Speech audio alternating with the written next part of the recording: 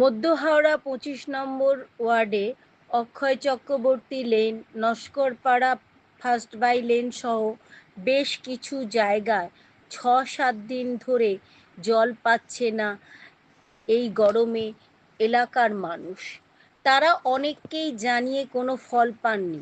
অগত্যা প্রাক্তন পৌরপিতা বিশ্বনাথ দাসের অক্লান্ত পরিশ্রমে এবং মুখ্য প্রশাসকের সহযোগিতায় এলাকার মানুষ জল পাচ্ছেন কর্পোরেশনের গাড়ি থেকে।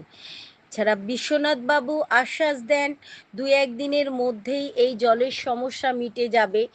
যতদিন না এই সমস্যা মিটছে তিনি জানান এইভাবেই তিনি জল সরবরাহ করে যাবেন। ঘন্টু গোপাল মণ্ডলের রিপোর্ট, জিএম নিউজ, হাওড়া।